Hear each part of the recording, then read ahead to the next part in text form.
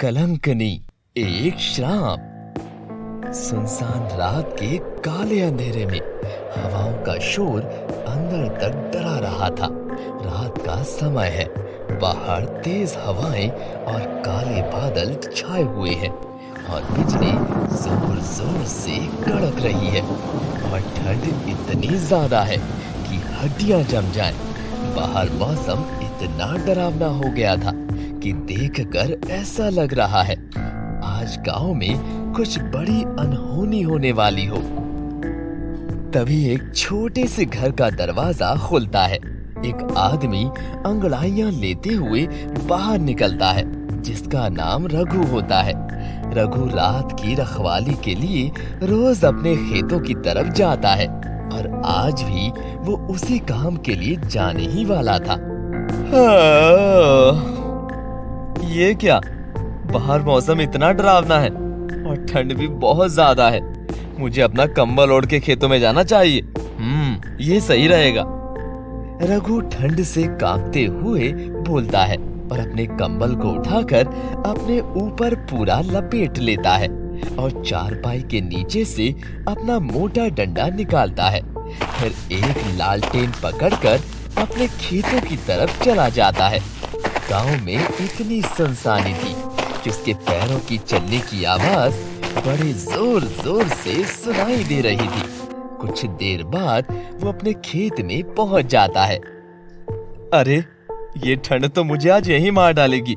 और दिनों तो इतना ठंडा नहीं होता है, आज ही कैसे हो रहा है?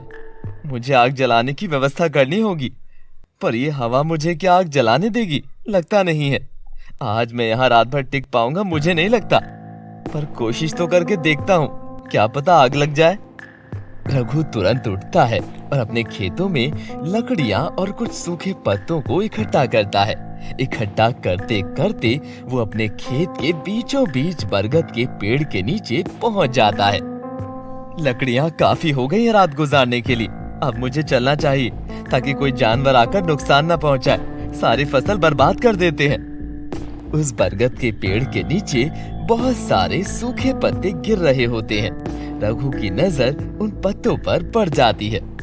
इन पत्तों को भी ले लेता हूँ, आग जलाने में आसानी होगी। रघु हाथ में रखी लकड़ियों को नीचे रखता है और उन पत्तों को समेटने लगता है। पत्ते उठाते उठाते उसका हाथ किसी के पैर से लगता है। रघु लालटेन ऊपर की तरफ उठाता है और इतनी जोर से चिल्लाता है मानो उसने कोई चुड़ैल देख ली हो। अगले ही पल लालटेन को फेंकता है और सारी लकड़ियां पत्ते छोड़कर वहां से भागने लगता है। वो इतनी तेज भाग रहा था कि मानो उसके पीछे कोई उसकी जान लेने के लिए पड़ गया हो, पर उसके पीछे फिलहाल कोई नहीं था सिवाय उसके डर के। वो भागते भागते एक जगह रुकता है और पीछे देखता है और घबराते हुए बोलता है, क्या कलंकनी वापस आ चुकी है? नहीं, ये नहीं हो सकता। रघु तुरंत अपने घर जाता है और अपनी पत्नी सालिया से कहता है, सालिया सुनो, कहाँ हो तुम? गांव में कलंकनी वापस आ चुकी है। वो सब कुछ फिर से दोहराया जाएगा। कलंकनी का श्राप अपना रंग दिखाने लग गया है। रघु के बोलते ही उसके फोन की घंटी बजती है। रघु तुरंत फोन उठाता है। उसे पता चलता है कि गांव में प्रधान के पूरे परिवार की मृत्यु हो चुकी है। पूरे परिवार को एक साथ मौत के घाट उतार दिया है। रघु तुरंत भाग भाग कर प्रधान के घर जाता है। सभी गांव वालों की भीड़ लगी होती है। तभी एक बुजुर्ग आदमी रघु से बोलता है, बेटा, ये सब कैसे हो गया? कलंकनी वापस आ चुकी है। क्या कह रहे हो तुम? कलंकनी का नाम सुनते ही सभी गांव वालों के होश उड़ जाते हैं। सबके चेहरे पर डर साफ साफ नजर आने लगता है। फिर रघु भी अपने रास्ते घर को निकलता है। गांव में चलते चलते उसे कुएं के पास एक छोटी सी बच्ची के रोने की आवाज आती है। बच्ची बस 3 से 4 साल की होगी।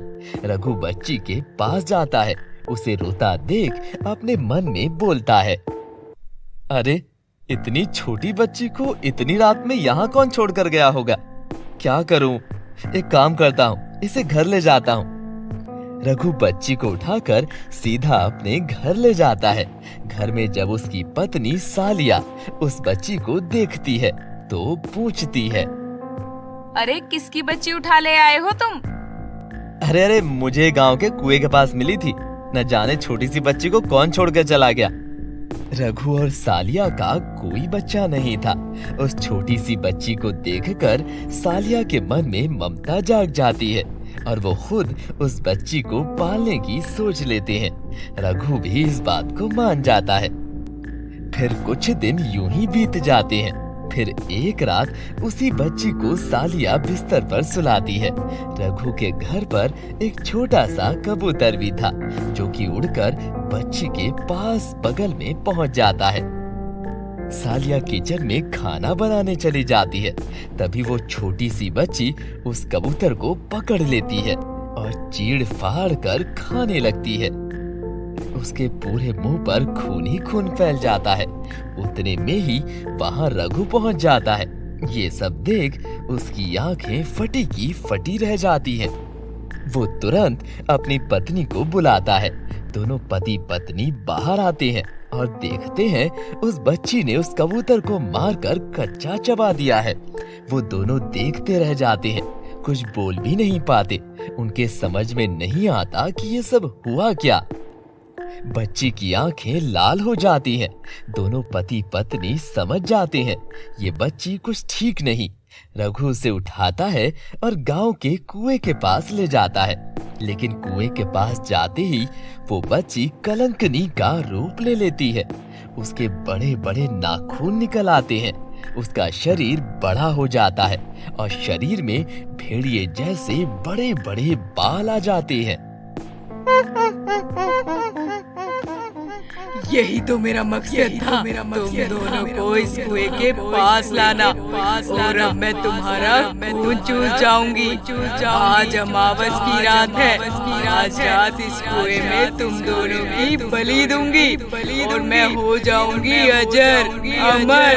और उसके बाद इस गांव के सभी लोगों को यही मार डालूंगी। इतना बोलते ही कलंकनी अपने दोनों हाथों से सालिया और रघु का गला पकड़ उन्हें हवा में उठा देती है और उन दोनों की वहीं मृत्यु हो जाती है।